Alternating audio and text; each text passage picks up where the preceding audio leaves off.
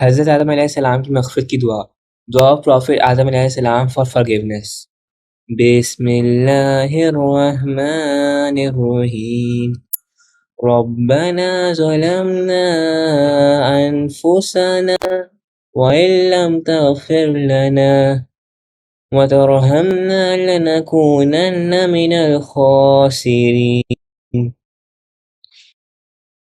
Translation. ربنا اے ہمارے رب our Lord. ظلمنا ظلم کیا ہم نے, we have wronged. انفسنا اپنی جانوں پر, ourself. وَإِلَّمْ اور اگر نہ, and if not.